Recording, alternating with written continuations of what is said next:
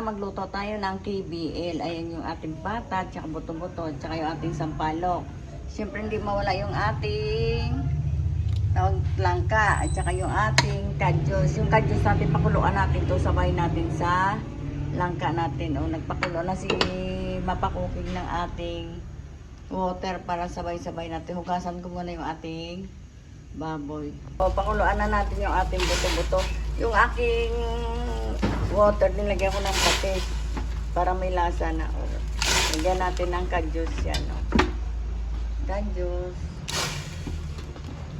Like and subscribe kay mapakuking. O, luto tayo ng KBL kasi nakakuha ko ng kadyos sa binigyan ako ng aking hipag. Binigyan ako ng kadyos galing Mindanao. O, lagyan natin ng langka. Yan, kuluan ko lang yung langka para isabay na rin dyan. O, lalagay na natin yung ating kadyos dito.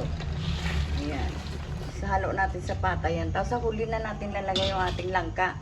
Kasi pinakuluan ni mapakuking kasi may lasang, ano ba yung binabara nila ng para hindi umitim yung langka. No, kaya yan yung ating langka at saka kadyos. Yung KBL na yan galing pa ng Mindanao. O, thank you doon kay Dory. Binigyan niya ko ng kadyos. O, kuluan natin. Tsaka lumambot, tsaka natin lalagay yung ating langka. Pinakuluan ko yung langka ko para hindi siya may lasa. Kasi may lasa yung ating langka. Binabad yung para hindi umitim yung ating langka. Like and subscribe kay mapakuking. O, nilagyan ni mapakuking ng sibuyas. Tignan mo. Yung sibuyas ko, ayan. Nilagyan ko na. Kasi yung kamera ko. Ayan yung ating KBL. Langka na lang kulang dyan. Ayan yung ating langka ni mapakuking marami, no?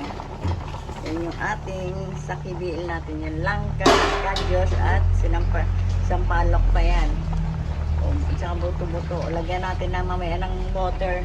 Dahil lagyan mo nga isang pitsil na water. Balikan natin, lagyan natin ng water. Lagyan natin ng water na isang pitsil para lumubog yung ating langka. Sige pa. Okay, Dok. Ngayon, hahaluin natin. Ayan. Ano natin? Tatakin pa natin yan. O, dahan-dahan lang yung apoy yan. Lalagay na natin yung ating sili. O, titignan niya natin kung malambot na yung KBL natin. Ayan. Antay na natin, akit na tayo. Ayun yung sabaw sa'yo. Diba? Isang palok na lang ang kulang nito. O, balikan natin. Babay daw muna. Bye-bye. Sabi ng apo ko.